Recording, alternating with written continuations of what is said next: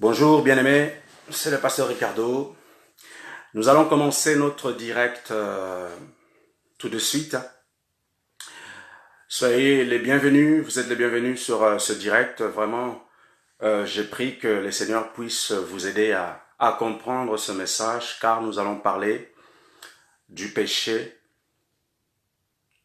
Nous allons parler du péché et je crois que ça va vous faire du bien.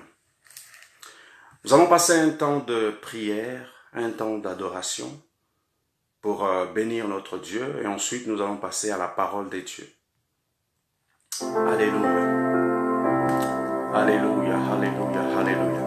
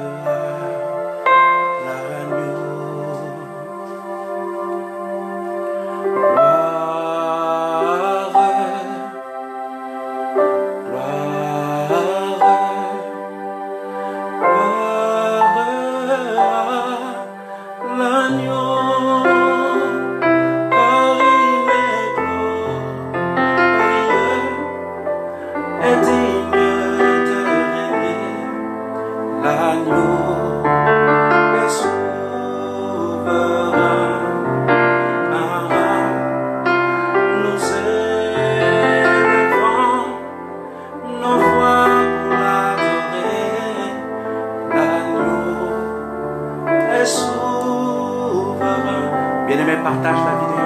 Alléluia. Nous allons passer des moments formidables. Alléluia.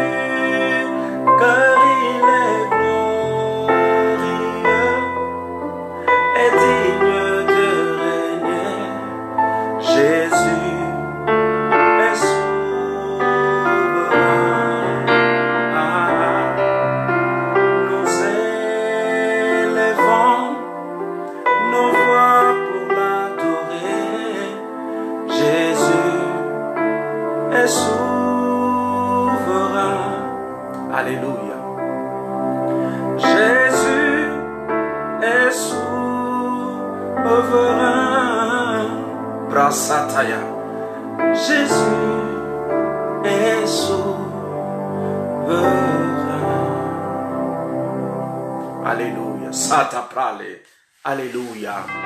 Mantaria sota rabasata kaya. Keliazito palakita shata prale. Ragadora brasata kalabaya. Père éternel, nous te bénissons ce matin. Père, nous honorons ton nom car tu es un Dieu merveilleux. Seigneur, aujourd'hui nous voulons te glorifier, nous voulons t'élever. Père, nous t'invitons, Seigneur, à venir régner. Nous t'invitons, ô Esprit de Dieu, à te manifester puissamment. Père, je prie dans le nom puissant de Jésus-Christ de Nazareth Pour mes bien-aimés, Seigneur, tous ceux qui vont suivre, Seigneur, au Père, ce direct, j'ai pris, bien-aimé, dans le nom puissant de Jésus, que le Seigneur t'éclaire aujourd'hui, que le Seigneur ouvre la porte de ton cœur aujourd'hui, que le Seigneur ouvre ta conscience aujourd'hui dans le nom puissant de Jésus-Christ de Nazareth. Alléluia, que ton nom soit glorifié dans nos vies, Seigneur, que ton nom soit glorifié dans nos vies, ô Dieu. Père, voici nos cœurs comme un sacrifice, Seigneur, ce matin, car nous voulons t'exalter, nous voulons t'élever, ô Dieu de gloire, nous voulons reconnaître tout simplement ta parole. Alors que ta parole sera prêchée, Père éternel, je crois dans le nom puissant de Jésus-Christ de Nazareth que tu parles à nos cœurs. Je crois dans le nom puissant de Jésus-Christ de Nazareth, ô Dieu, que tu viens révolutionner notre façon de voir les choses. Père, je prie dans le nom puissant de Jésus-Christ de Nazareth, que le Saint-Esprit prenne contrôle de toutes choses. Merci parce que tu es présent, ô Esprit de Dieu. Merci Seigneur Jésus, toi qui es à la droite de Dieu le Père, qui intercède pour chacun de nous. Nous voulons encore honorer ton Saint-Nom, Seigneur. Nous voulons honorer ton Esprit, Seigneur, au Père, en ce jour.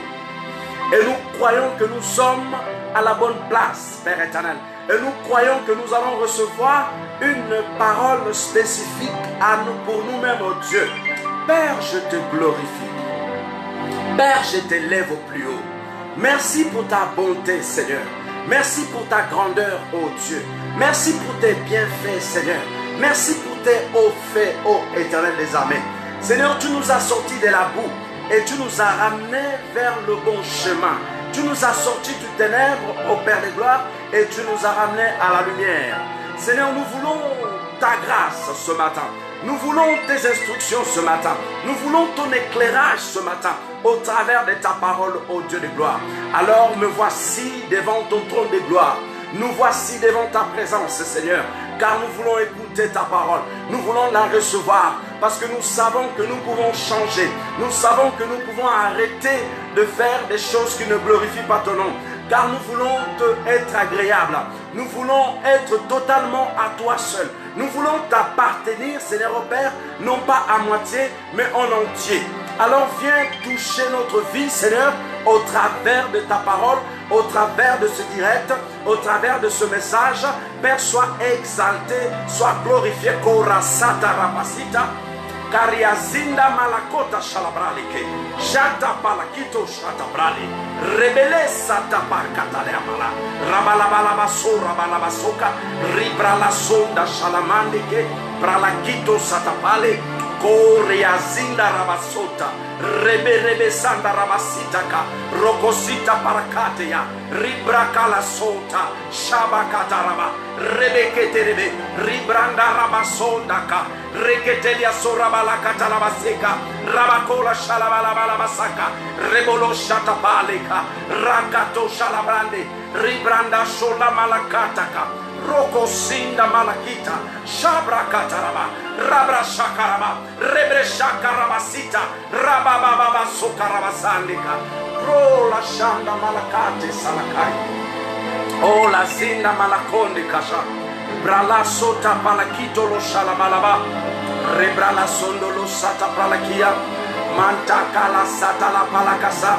Seigneur, tu mérites la gloire. Tu mérites toute la gloire, dit ta parole, Dieu.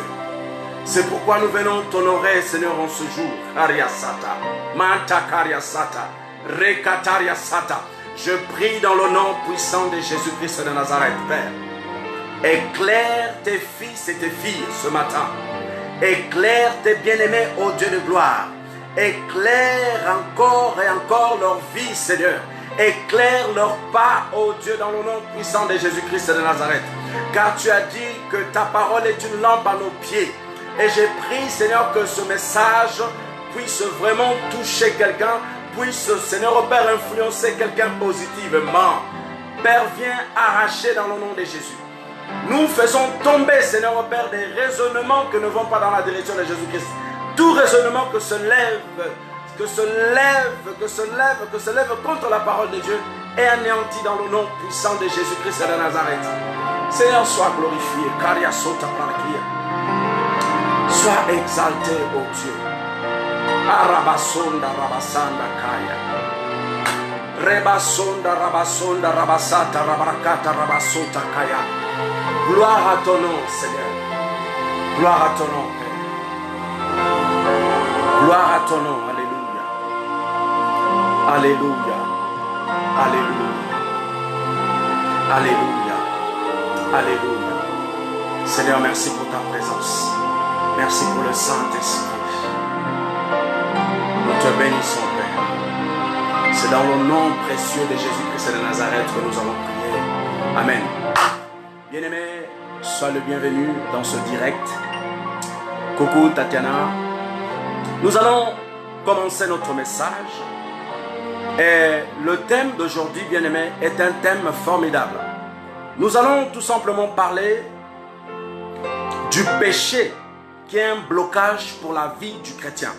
Le thème d'aujourd'hui, bien-aimé, est le péché, un blocage pour ta vie. Je répète, le thème d'aujourd'hui, bien-aimé, c'est le péché, un blocage pour ta vie, bien-aimé. Allons-y. Nous allons décortiquer un petit peu la parole de Dieu. Il y aura pas mal de lectures pour que nous puissions comprendre en fait l'origine même du péché et les conséquences également du péché. Et également le péché bloque certaines choses dans notre avancement avec Dieu. Le péché nous salit. Le péché nous rend inefficaces. Le péché nous rend inactifs. Le péché, bien-aimé, nous rend improductifs. Et nous devons cesser de pécher. Bien-aimé, je vais baisser un peu le volume parce que vous devez comprendre vraiment ce que nous sommes en train de parler. C'est très important. Bien-aimé, parlons du péché. Le commencement même du péché. Vous devez savoir que le péché a commencé là-haut, dans le royaume même de Dieu. La Bible va dire que Jésus a vu Satan tomber comme un éclair sur terre. Mais avant que Satan tombe comme un éclair sur terre, il y a eu une cause. Quand il y a une cause, il y a des effets. C'est-à-dire, quand il y a une action, il y aura un effet après.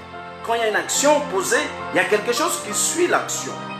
Et Satan avait posé une action qui n'était pas bonne dans le royaume de l'Éternel.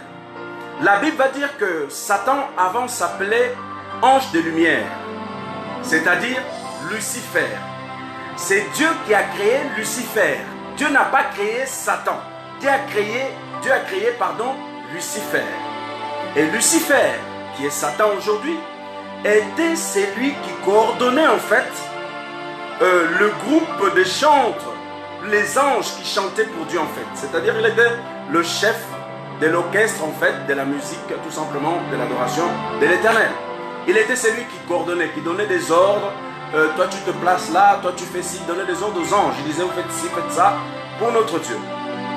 Et à chaque fois qu'il exerçait son ministère auprès de Dieu, par rapport à la louange et l'adoration, Satan va faire une grosse gaffe, c'est-à-dire qu'il va vouloir monter au-dessus du trône de Dieu. C'est une folie, parce que c'est Dieu qui a créé toute l'humanité et les anges et lui-même Lucifer. Et Dieu va voir cet orgueil dans le cœur de Satan, ce plan bizarre dans le cœur de Satan, et Dieu va dévoiler cela, et le Seigneur va précipiter Satan de là où il était avec lui. C'est-à-dire qu'il va le expulser de son royaume tout simplement. C'était l'orgueil. Il voulait devenir meilleur que Dieu, au-dessus de Dieu, plus que Dieu. C'est de la folie ça. Et la Bible va dire que Satan sera expulsé, rejeté du royaume de l'Éternel des armées. Et c'est pourquoi Jésus va dire que j'ai vu Satan, dans la Nouvelle Alliance, tomber comme un éclair. Et Satan est tombé sur terre. Vous voyez, il y a une action, ensuite s'ensuit les conséquences de l'action qu'on pose. Satan a posé une action bizarre et ensuite il y a eu l'action qui a suivi en fait, c'est-à-dire les conséquences. Et nous savons quel est le sort de Satan aujourd'hui.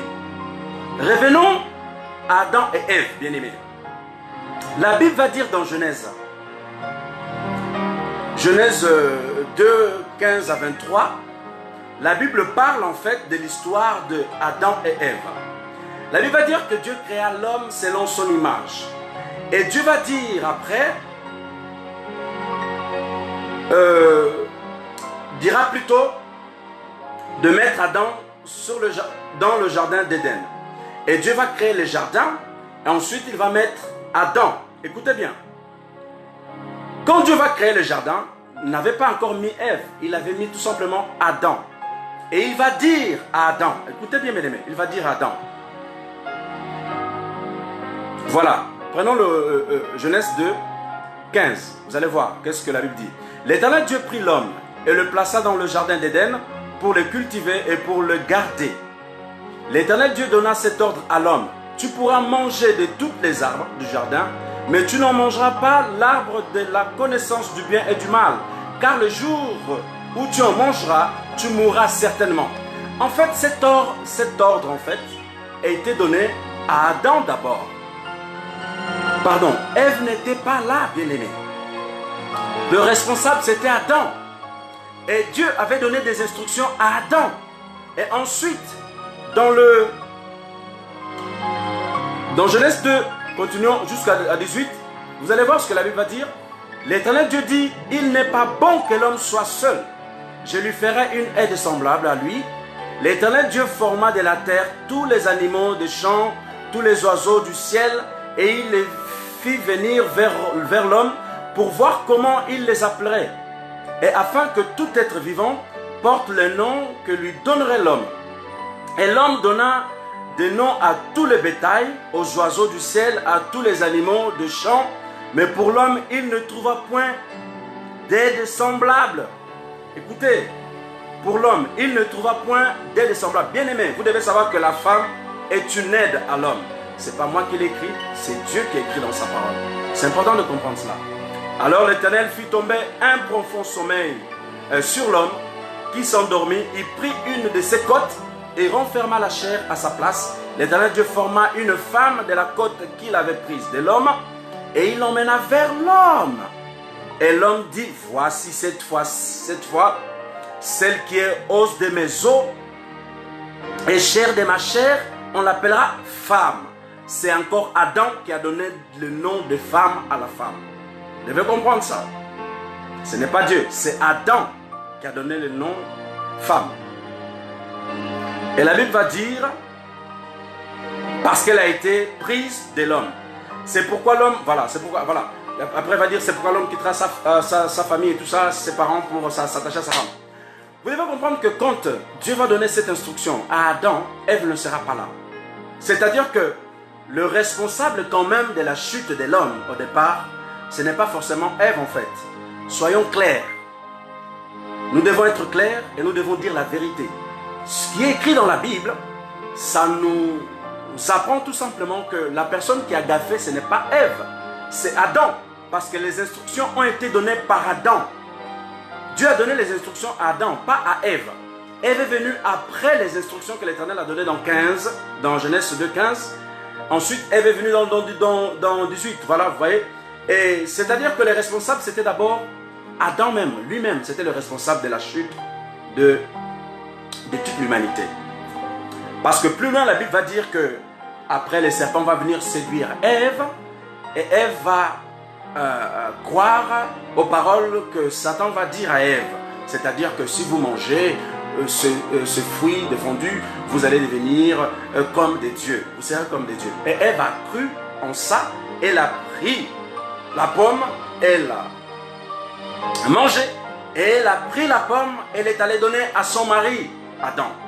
Mais quand on regarde bien tout autour de cette histoire, on voit très bien que le fautif là d'abord c'est Adam, parce que là Adam, je pense qu'il n'avait pas dit à sa femme qui est Ève que comme quoi l'Éternel m'avait dit de ne pas toucher ça, qu'on ne devait pas toucher ça. Parce que je ne vois pas ici dans les Écritures un endroit où il dit à Ève, Dieu m'a dit qu'on ne touche pas cet arbre et ça on ne mange pas. Je ne vois pas ça dans la Bible. Bien aimé, nous ne sommes pas en train de faire un direct pour accuser les gens. L'histoire d'Adam et Ève, c'est un passé, c'est vrai, c'est dans le passé. Mais vous devez savoir qu'à cause de cette action que Adam et Ève ont commise, c'est-à-dire ils ont désobéi Dieu, ils ont péché, cette action a traîné derrière cette action, les conséquences c'est quoi? C'est que tous les hommes sur terre, tous ceux qui sont sur terre, sont rattachés à cette gaffe que Adam et Ève ont commis sur le jardin d'Éden. Vous devez savoir, bien aimé, qu'un enfant, quand il vient au monde, il ne vient pas sain. Un enfant, quand il naît sur la terre des hommes, il naît déjà dans le péché. Vous devez savoir ça. Parce que pour être né de nouveau, nous devons recevoir le Saint-Esprit. Et les bébés, je pense qu'ils ne reçoivent pas le Saint-Esprit. Parce que Jésus, étant dans le ventre de sa mère Marie, n'avait pas reçu le Saint-Esprit dans le ventre. La Bible déclare que Jésus a été baptisé quand il avait 33 ans, par Jean, l'apôtre Jean. Et ensuite, après le baptême, le Saint-Esprit est descendu comme une colonne sur Jésus-Christ. C'est-à-dire que les enfants bébés là ne reçoivent pas forcément le Saint-Esprit. Mais par contre, les enfants dans le ventre peuvent avoir une destinée tracée par l'Éternel. Alléluia. C'est formidable. C'est pour ça, bien-aimé, je dis souvent que sur le chemin de ma destinée, aucun démon, aucun Satan, aucun voyant, aucun voidou, aucun sorcier, bien-aimé, je répète, aucun sorcier n'a la capacité de m'arrêter, de me stopper, de m'empêcher de prêcher l'évangile de Dieu. Oh Rabakaya, Harabakita Barakata, Ribrosa Kalamaya. C'est formidable. Dieu est bon. Car nous ne sommes pas seuls, nous sommes avec le Saint-Esprit et en dehors du Saint-Esprit, nous avons des anges gardiens qui nous protègent, qui nous couvrent, qui nous gardent, Kaya Sakaba, de tous les plans bizarres. Alléluia. Dieu est merveilleux.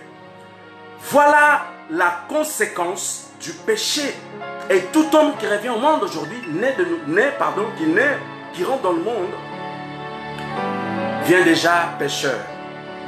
Bien-aimé, ça, c'est une portion de l'histoire d'Adam et Ève. Nous allons voir également l'histoire du roi Saül. Saül, je vais un petit peu expliquer, c'était un homme qui est devenu roi d'Israël. Et cet homme a été introduit par le prophète Samuel. Le prophète Samuel qui travaillait à côté du prophète Élie, qui a introduit le roi Saül, qui a établi plutôt Saül comme roi d'Israël. Et cette histoire, nous pouvons le voir dans 1 Samuel 9, 7 à 19. 1 Samuel 9, 7 à 19. Je pense que je n'aurai pas le temps de le lire. Vous pourrez le lire après. 1 Samuel chapitre 9, versets 7 à 19. Ok, je pense qu'on va quand même lire rapidement pour que nous soyons éclairés. Je vais commencer dans le chapitre 7. Saül dit à son serviteur: mais si nous y allons, que porterons-nous à l'homme de Dieu, qui était Samuel, le prophète?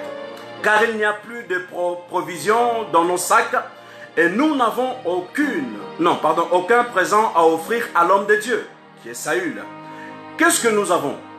Les serviteurs reprirent la parole et dit à Saül: voici, j'ai sur moi le quart d'un cycle d'argent, et je le donnerai à l'homme de Dieu, et il nous indiquera notre chemin. Autrefois, en Israël, quand on allait consulter Dieu, on disait: venez et allons vers le voyant.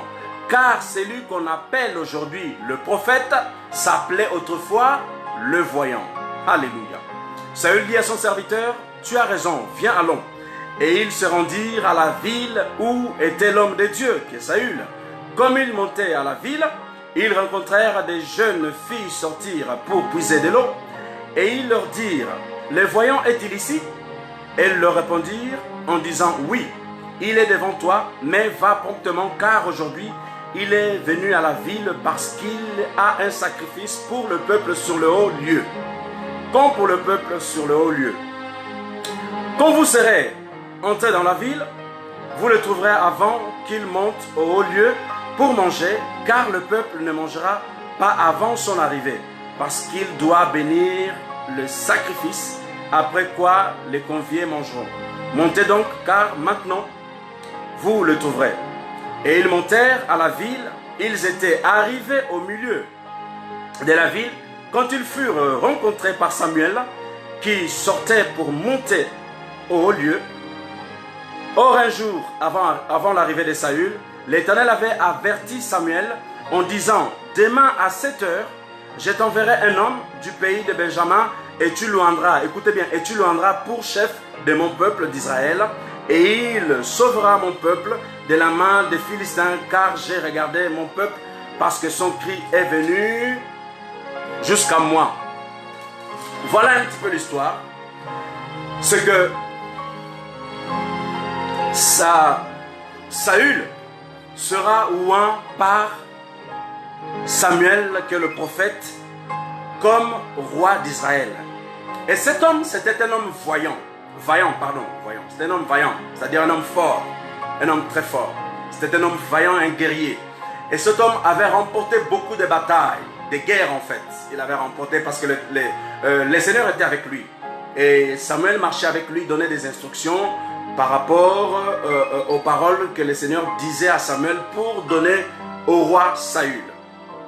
À un moment donné, l'Éternel donnera des instructions à Samuel, qui est le prophète, pour aller dire à Saül d'aller dans une ville, tuer tout le monde et tout détruire. Mais sauf que le roi Saül ne va pas faire cela. Il ira combattre dans cette ville. Il va tuer tout le monde, c'est vrai. Il va détruire certaines choses, mais sauf qu'il va piquer des brebis, des choses, des valeurs en fait. Il va ramener avec lui. Et l'Éternel dira à Samuel, que le prophète, Dieu va dire que je me repens d'avoir mis Saül comme roi. Dieu dira ça de sa bouche. Et Samuel dira: mais Seigneur, pourquoi tu dis ça? Il va dire: non, cet homme m'a désobéi, n'a pas fait ce que je lui ai dit de faire. Et la Bible va dire que Samuel, le prophète, va se mettre en colère, il va être irrité, va se fâcher. Il ira voir cet homme qui est le roi Saül. Il va lui dire: mais pourquoi tu as fait ça? Alors que Dieu t'a donné l'instruction, tu devais faire ce que Dieu t'a donné, mais tu ne l'as pas fait, tu as désobéi. Il va dire: oui, non, en fait, j'ai juste pris les choses des valeurs. Il va dire: mais Dieu t'avait dit de tout détruire. Bien aimé, vous devez savoir que quand Dieu vous donne une parole, vous devez respecter la parole et vous devez l'appliquer à la lettre. Dieu ne blague pas avec ça. Parce que la désobéissance, dit Dieu, est comme la sorcellerie, n'est pas pire que la magie. Oh, Rabassakarabay. Vous devez faire très attention à la désobéissance aux instructions de l'Éternel ou du Saint-Esprit. Et cet homme va désobéir. En d'autres termes, il va pécher contre Dieu. Bien-aimés, nous avons deux formes de péché. Nous avons ce qu'on appelle le péché charnel, c'est-à-dire les péchés que les hommes commettent entre eux-mêmes. Et nous avons ce qu'on appelle le péché spirituel. Bien aimé, le péché spirituel est très dangereux. Le péché spirituel est un péché que l'homme commet vis-à-vis de Dieu. C'est-à-dire que tu désobéis aux instructions de Dieu. Tu désobéis à la parole de Dieu. Faites très attention à ça parce que ça peut vous causer beaucoup de problèmes. Imaginez-vous, bien aimé, le même Dieu que vous priez, c'est le même Dieu qui vous bénit. Vous demandez des choses à Dieu, Dieu vous donne. Vous demandez la sanctification, la grâce, la bénédiction. Vous demandez pas mal de choses à l'Éternel et l'Éternel exauce vos prières. Imaginez-vous maintenant, si vous péchez contre Dieu, qui voudra vous sortir de là? Qui viendra, vous sortir de là? Qui viendra vous sortir de ce dilemme? Qui viendra vous sortir de ce problème? Si vous avez un problème avec Dieu, toi et Dieu, frère, c'est compliqué. Parce que Dieu est omnipotent et omniscient. Il est celui qui peut tout faire, peut changer, peut transformer, peut nettoyer, peut laver. Mais si vous péchez contre Dieu, c'est terrible. Je ne vous souhaite pas ça. C'est terrible, bien-aimé. C'est très terrible. Oh, Marasata Pralakia. Arabasota Kayamas. Je ne vous souhaite pas ce genre de péché. Je prie l'Éternel que vous n'arrivez pas à ce stade parce que c'est très compliqué, bien-aimés. Je vous dis que c'est compliqué. Je vous parle en connaissance de cause. C'est très, très compliqué. Alors, parlons par exemple de péché spirituel. Le péché spirituel, par exemple, c'est l'orgueil. L'orgueil, c'est un péché spirituel. Le péché spirituel, je disais tout à l'heure, c'est la désobéissance des instructions de l'Éternel. Et revenons sur l'histoire du roi Saül. La Bible va dire que l'Éternel va retirer la royauté des dessus de Saül. C'est-à-dire qu'il va le rejeter à cause d'un péché. Dieu va rejeter Saül. Et Dieu dira à Samuel, le prophète, d'aller dire à Saül que je retire la royauté de sa tête. Il ne sera plus roi. Il ne sera plus roi. Et le prophète Samuel va le faire. Et Dieu dira, j'ai quelqu'un d'autre que je mettrai à la tête d'Israël. Et Dieu va dire à Saül, prends ta fiole, va dans la maison d'un tel, il y a un gamin là-bas, un jeune homme que je souhaite que tu le oins comme roi. Et on parle bien de David. Et Samuel est parti oindre David et David est devenu roi d'Israël. Bien-aimé, le péché spirituel est très dangereux. Je disais tout à l'heure, c'est l'orgueil, c'est la désobéissance des instructions de l'Éternel. Péché spirituel. Et nous allons citer quelques péchés charnels. Bien-aimés, les péchés charnels sont aussi terribles. Car le péché charnel nous cause des problèmes. Nous cause, je répète, des problèmes dans notre être. Le péché charnel peut se détendre sur notre visage. C'est-à-dire que vous pouvez avoir une mine bizarre quand vous êtes dans le péché. Ça peut se voir, le péché. Quand vous êtes dans le péché, on peut sentir le péché a une odeur.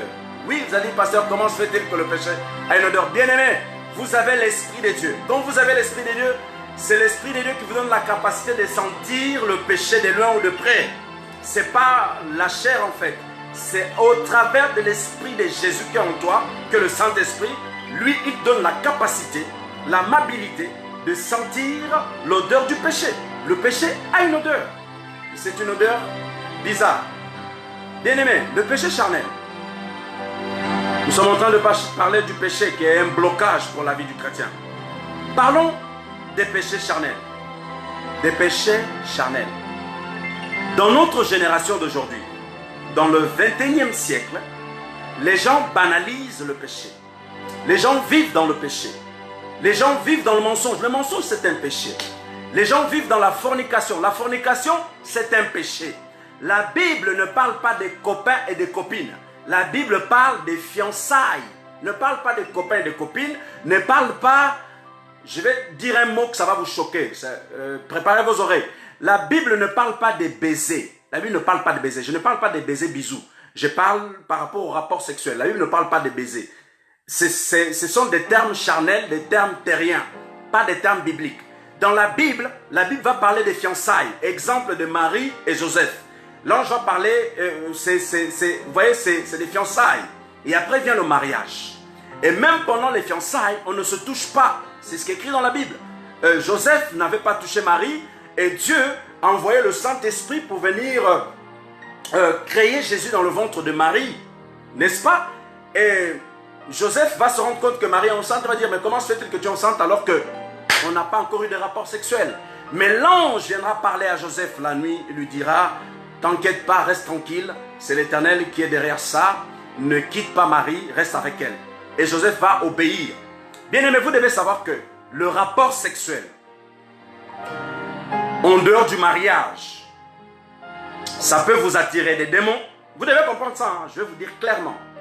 Des rapports sexuels en dehors du mariage, ça peut vous attirer des démons en vous. Des rapports sexuels en dehors du mariage, ça peut vous salir. C'est pour ça qu'on appelle ça l'impudicité. Ça peut vous salir. Ça salit votre âme. Ça peut salir votre corps, votre esprit. Et en dehors de salir spirituellement, vous pouvez attraper également le VIH, le sida. Faites attention, bien-aimés. Ne jouez pas avec ça. Les rapports sexuels sont faits pour le mariage. Ça se fait dans le mariage, pas en dehors du mariage. Vous devez comprendre ça. Et d'ailleurs, parlons rapidement des affaires de mariage, des affaires de rapport sexuel. Mais vous pensez que les organes de la femme ont été faits pour, de la femme comme de l'homme, hein, ont été faits pour faire n'importe quoi? Non. La Bible va dire dans Genèse que l'homme et la femme ont été faits pour la reproduction. C'était pas pour faire des virées, des tournées, je ne sais pas comment vous parlez ça, des choses bizarres en fait. Ça n'était pas créé, c'est pas créé pour ça. Ce n'est pas créé pour ça. Vous devez faire attention parce que les sexes en dehors, ou des rapports plutôt en dehors du mariage, bien aimé, ça peut vous attirer des démons et vous risquez d'attraper des démons. Faites attention, ne jouez pas avec ça. Attendez votre temps, attendez votre futur fiancé et engagez-vous devant Dieu et Dieu fera. On était en train de parler du mensonge, on a parlé de la fornication, on a parlé des rapports sexuels. Il y a encore beaucoup de choses. Bien aimé, la critique. La critique, c'est un péché. C'est-à-dire critiquer les autres, parler mal des autres, parler dans le dos des autres. C'est un péché, ça. Vous devez arrêter ça. Vous devez arrêter. Vous savez, quand vous parlez mal des autres, vous êtes en train de faire co-ouvrier avec Satan. C'est-à-dire que vous êtes en train de collaborer avec Satan. Parce que la Bible dit que Satan est l'accusateur des frères. Il est celui qui détruit. Dans Jean 10, 10, la Bible déclare que Satan est un voleur. Il vient pour détruire, égorger et tuer. Et je ne pense pas que vous avez envie de faire partie de la bande de Satan et ses démons. Alors arrêtez ces pratiques de mal parler des enfants de Dieu, de mal parler des hommes de Dieu, de mal parler tout simplement des hommes. Arrêtez cela. Et notre péché charnel, la gloutonnerie, trop manger là, c'est un péché ça, la Bible dit ça. Ceux qui mangent trop bouffer, c'est un péché, c'est biblique. Manger avec modération. Quoi d'autre? Péché charnel, l'envie, envier les autres, ça c'est un péché charnel. La jalousie c'est également un péché, bien aimé. La jalousie c'est quelque chose qui est instrumentalisé par des démons et par Satan et ses démons en fait. La jalousie ne vient pas de Dieu, la jalousie vient de Satan. C'est quelque chose qui a été, qui est souvent comme une arme entre les mains du diable et de ses démons pour détruire l'homme en fait, pour autodétruire l'homme. Ne soyez pas jaloux des hommes des uns des autres, arrêtez ça. En renvoyez loin la jalousie, c'est un péché également. Quoi d'autre? Il y en a beaucoup, hein. Quoi d'autre? On va essayer de voir ça, j'avais noté.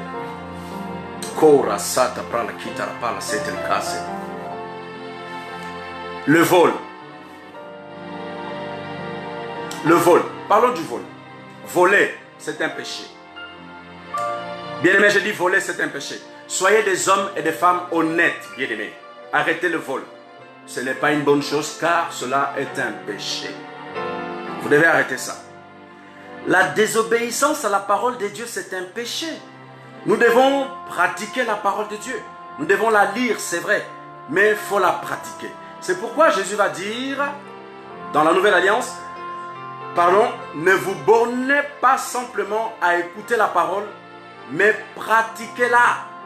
Ne vous bornez pas, c'est-à-dire, ne l'écoutez pas simplement, mais pratiquez-la. Soyez des hommes et des femmes qui pratiquent la parole de Dieu. Kora shata pralakia. Shata prasalia kata pralakia. Alléluia. C'est merveilleux. Bien-aimés, les péchés, je vais vous expliquer. C'est comme, je vais vous donner un exemple pratique et je vous donnerai une illustration tout de suite. Prenons ce verre d'eau, ok? Prenons ce verre d'eau. Imaginez que ce verre d'eau est comme une ampoule, comme une lampe, ok? Et cette lampe, elle est claire, elle est allumée, ok? Elle est claire. Imaginez-vous maintenant, vous prenez pas les stylos, mais vous prenez des petites pastilles noires, ok? Vous collez tout autour. Vous collez tout autour des pastilles noires. Vous et moi, nous sommes d'accord que l'éclat de la lampe ne sera plus la même parce que les pastilles noires viendront couvrir en fait la lumière qui est à l'intérieur, n'est-ce pas? Manda katarez. Bien aimé, c'est la même chose qui nous arrive quand nous péchons. Quand nous péchons, le péché vient sur nous, à l'intérieur, sur l'homme intérieur, et cache la lumière. Jésus va dire, vous êtes la lumière de ce monde.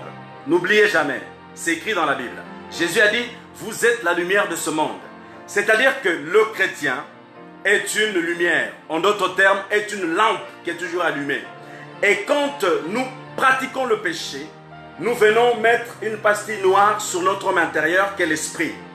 Et cela nous rend faibles et nous rend moins éclatants. C'est pour ça que je disais que le péché peut se détendre sur votre corps. Parce que quand vous péchez beaucoup, ça peut prendre sur votre visage, même sur votre corps physique. Ça peut se sortir après. C'est pour ça, bien aimé, je vous dis, faites attention, ne jouez pas avec ça. Arrêtez de pécher, arrêtez de pécher, arrêtez de pécher. Vous allez dire, oui, mais pasteur, j'ai du mal. Je n'arrive pas à lâcher ce type de péché. Je n'arrive pas à lâcher l'autre type de péché. Bien aimé, quand vous voyez que le péché est tenace, vous aussi devenez tenace en allant prier. C'est-à-dire, prenez un temps de jeûne et prière pour détruire ce péché qui vous empêche d'avancer, pour déraciner des racines qui sont enracinées en vous par rapport à ce type de péché qui vous empêche d'avancer, de briller, de devenir grand, bon. Arabasokaraba. Prenez un temps de jeûne et prière. Prenez un temps de jeûne et prière. Vous adorez Dieu. Invoquez la présence de Dieu. Priez, demandez la grâce de Dieu par rapport à ce péché qui vous bloque, qui vous stoppe, qui vous détruit. Détruisez ça. Le péché est un lien. Le péché est un lien. C'est un lien. Et vous devez couper la corde. Vous coupez. Je dis, je coupe ce lien au nom de Jésus. Laissez ça derrière vous. Renvoyez ça loin de vous. Et vous allez voir que le Seigneur va vous honorer, bien aimé. C'est très important de le faire. Alors, comme j'étais en train de dire que nous sommes la lumière de ce monde, nous sommes comme des lampes, des ampoules allumées. Et quand nous péchons, nous tâchons notre homme intérieur, nous tâchons. Et le péché, bien-aimé, nous affaiblit. Le péché nous éloigne de la face de l'Éternel. Le péché nous empêche de faire sortir tout notre potentiel, en fait, par rapport à notre destinée. C'est important d'arrêter le péché. Je répète, bien-aimé, c'est important d'arrêter le péché. Demandez la grâce de Dieu sur vous. Demandez à Dieu de vous aider pour arrêter certaines pratiques de péché, car elles sont là pour nous détruire. N'oubliez jamais, bien-aimé, le péché est une arme cachée entre les mains du diable. Le péché, je répète, est une arme cachée entre les mains du diable. Elle est là pour détruire les enfants de Dieu. Alors, bien-aimés, soyez éveillés, soyez éclairés, arrêtez ces actions, ces pratiques des péchés, sinon ça va tout simplement vous nuire. Nous allons prendre quelques versets dans la Bible. Prenons 1 Pierre 2, 24. Alléluia.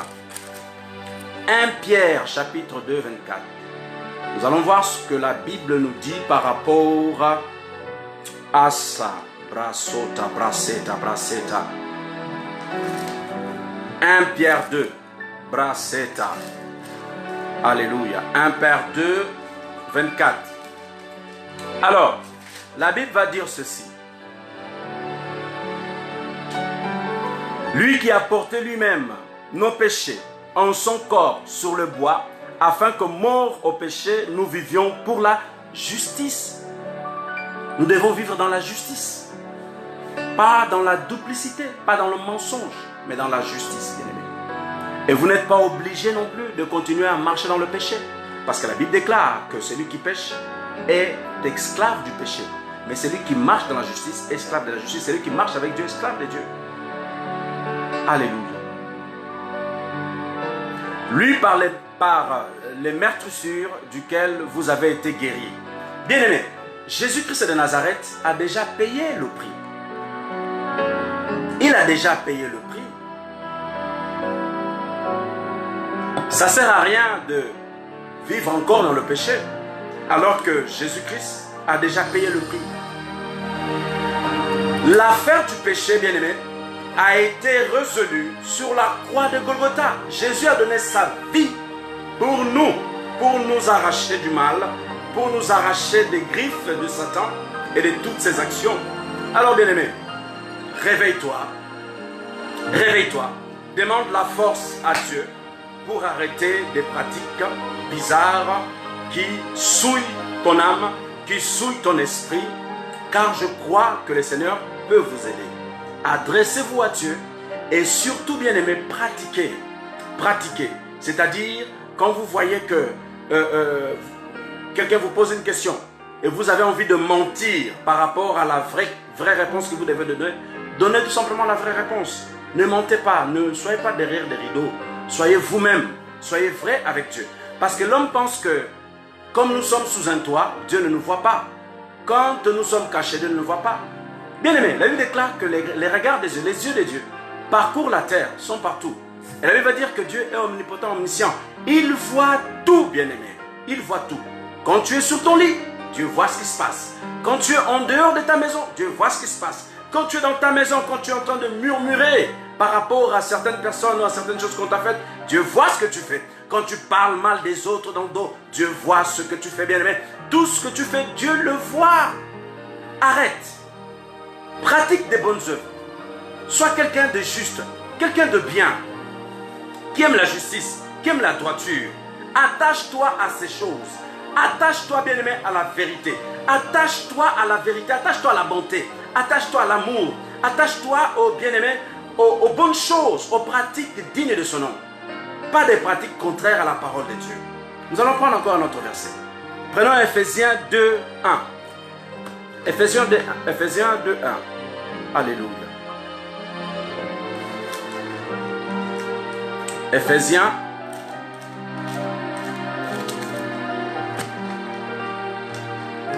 chapitre 2, 1. Alors, Ephésiens 2, 1, la Bible dit quoi? Vous étiez morts par vos offenses et par vos péchés. Comme je disais tout à l'heure, Jésus nous a déjà rachetés, nous a lavés, nous a nettoyés par le sang de l'agneau. Nous sommes libres, nous sommes libérés. Ne soyez plus esclaves du péché. Prenons Jérémie 5, 25. Jérémie 5, 25. Jérémie, chapitre 5, 25. Alléluia, Dieu est merveilleux. Manda katarazo, brasso tarabasia. Jérémie, chapitre 5.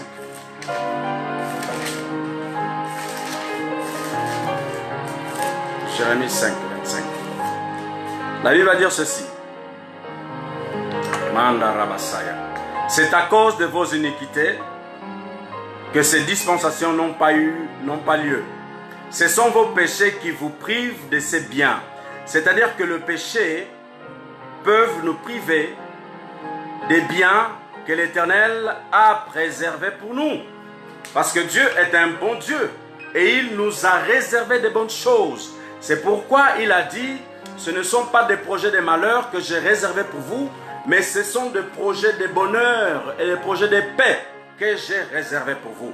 Bien-aimés, vous devez savoir cela. Dieu veut notre bien, ne veut pas notre malheur. Il ne veut pas que nous mourions, il ne veut pas que nous échouions. Il veut que nous réussissions dans tout ce que nous faisons pour lui. Il veut que nous réussissions et que nous soyons des exploits sur terre. Nous allons prendre Ésaïe 59, 2. Et après nous allons prier, bien-aimés. Prenons Ésaïe 59, 2. La Bible va dire, je répète, Ésaïe 59, 2. La Bible dit ceci. Mais ce sont vos crimes qui mettent une séparation. Bien-aimé, sois conscient que le péché que tu commets met un mur de séparation entre toi et Dieu. Parce que Dieu est saint, 3 fois saint. Il est pur, très pur, n'aime pas la saleté. Dieu n'aime pas la saleté, Dieu n'aime pas le péché. Dieu est saint. C'est pour ça que Jésus a dit, vous êtes saints car je suis saint. Bien aimé, vous devez comprendre que le péché là met un mur de séparation entre toi et Dieu.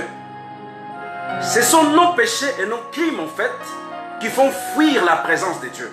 Qui font fuir la présence de Dieu. Tu veux la présence de Dieu, bien-aimé? Marche dans la sanctification.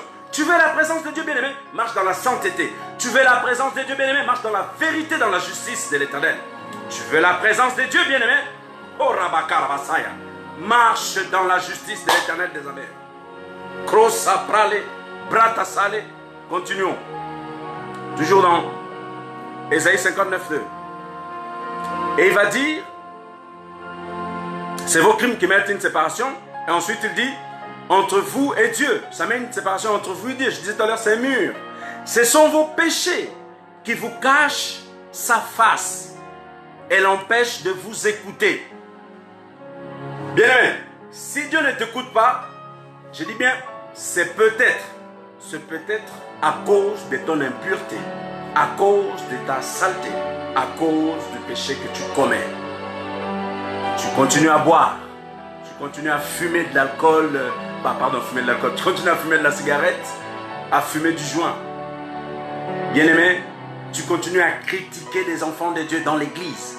Bien-aimé, tu continues à parler mal des hommes de Dieu. La Bible déclare qu'il y a une séparation. Dieu met une séparation. Les gens qui critiquent, les gens qui pêchent, les gens qui forniquent, les gens qui font l'adultère, toutes ces choses-là, le Seigneur met une séparation. Bien-aimé, ce message, ce n'était pas pour te abattre, c'était pour t'éclairer. Parce que Dieu ne donne pas un message sans donner les clés pour sortir de là où vous êtes. La clé, c'est quoi? Par rapport à tout ce que nous avons parlé. Nous avons parlé d'Adam et Ève. Nous avons parlé du roi Saül, qui était roi d'Israël. Nous avons parlé des péchés spirituels et des péchés charnels. Bien-aimés, il y a quand même une bonne nouvelle. L'Éternel des armées, il a ses bras ouverts. Il attend que vous alliez devant lui. Que vous alliez devant lui et que vous demandez pardon à Dieu. Et que vous vous repentez en fait par rapport à tout ce que vous faites qui n'est pas correct et qui n'est pas conforme à la parole de Dieu, qui n'est pas conforme à votre marche spirituelle. Le Seigneur vous attend. Il attend que vous alliez vers lui, que vous demandez pardon. Allez-y devant Dieu, bien-aimé. Dis, Seigneur, je reconnais d'avoir été un homme qui n'a pas marché selon tes principes. Tu dis, bien-aimé, Seigneur, je reconnais. Père, je viens te demander pardon par rapport à tous ces gaffes que je fais et tous ces péchés que je commets ou que j'ai commis. Demande pardon à Dieu. Le Seigneur est bon. Il a un grand cœur. Il va vous pardonner. Demande que le Seigneur vous lave, vous sanctifie. Le Seigneur le fera, bien-aimé. Il suffit juste que vous ouvrez votre bouche, et que vous allez devant le trône de Dieu. Vous parlez à votre Dieu. La prière, c'est une communication. Vous parlez avec Dieu. Et le Seigneur va répondre à vos prières. Bien-aimé, la bonne nouvelle est que Dieu peut vous pardonner aujourd'hui. Dieu peut vous laver aujourd'hui. Dieu peut vous sanctifier aujourd'hui. Dieu peut transformer aujourd'hui votre vie. Dieu peut t'aider à arrêter les pratiques des péchés aujourd'hui. Krosata palakia, Rabasanda kalamanda. Je vais prier pour vous, bien-aimés, car nous sommes arrivés à la fin. Il nous reste 5 à 10 minutes. J'ai prié, j'ai demandé vraiment que le Seigneur intervienne dans vos vies, qu'il vous aide à sortir de toute forme de péché. Brasataya, Brasata karaboska. Seigneur, merci pour ta parole qui est venue dans notre cœur comme un marteau. Prale sata pralakaya. Car ta parole libère nos cœurs, libère nos vies, libère notre conscience et nos pensées. Père, merci pour ces instructions, merci pour cet éclairage. Père, j'ai prié pour tes fils et tes filles. J'ai prié pour tous tes bien-aimés, Seigneur, qui sont en direct et ceux qui vont suivre par indifféré, Seigneur, ce message. J'ai prié que tu les délivres de tous les liens, Père. J'ai dit bien de tous les liens des péchés.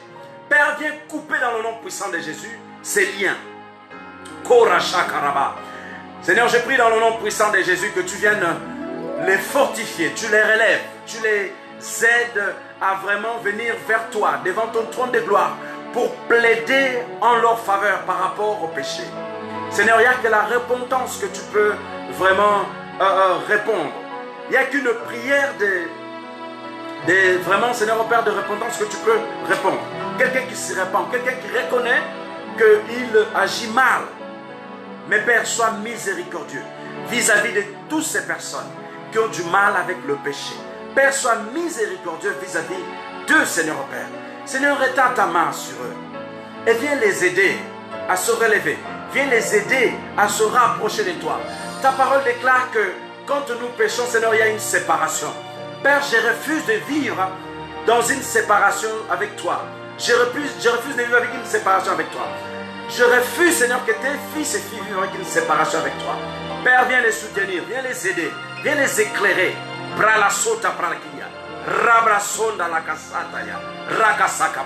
Seigneur, tu viens donner la force à celui qui a besoin de force. Tu viens donner la capacité à celle ou celui qui a besoin d'une nouvelle capacité pour pouvoir se rapprocher de toi. Car nous ne voulons pas marcher, Seigneur, avec toi dans la séparation, avec une séparation. Père, agis dans nos vies. Père, agis dans leur vie. Père, agis dans leur vie. Dans le nom de Jésus, agis dans leur vie. Manifeste-toi, Seigneur. Viens les sanctifier. Viens les purifier. Viens les laver de tout péché. Car le sang de Jésus a déjà lavé. Et le sang de Jésus vient encore laver ce matin, Seigneur Père, leur vie. Père, viens purifier leur vie. Viens sanctifier leur vie. Dans le nom de Jésus-Christ de Nazareth. Brala sota pralakia. Chambranda lama sota pralakia. Regadoria shada pralakaya. Manta kola sata pralakita lamaye. Alléluia. C'est dans le nom de Jésus-Christ de Nazareth que nous avons prié. Amen. Bien-aimés, ne sors pas d'ici avec un esprit d'accusation. Après ce message, je dis bien peut-être que Satan et ses démons viendront lâcher des paroles qui vont traverser vos oreilles en disant comme quoi c'est rien, c'est pas grave. Bien-aimé, oui c'est grave devant Dieu. Demande la grâce de Dieu, arrête de pratiquer ces pratiques et l'Éternel va se manifester sur votre vie et il vous bénira. Bien-aimés, nous sommes arrivés à la fin. Merci de votre présence.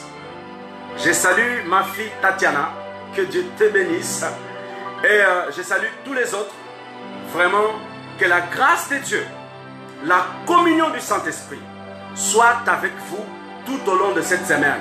Et j'ai pris que la main de l'Éternel vous couvre, vous protège et vous garde tout au long de cette semaine. Que la bénédiction d'Abraham et la bénédiction de Jésus-Christ de Nazareth vous poursuivent. Alléluia. Vous poursuivent dans le nom de Jésus. Soyez bénis. Que Dieu vous bénisse.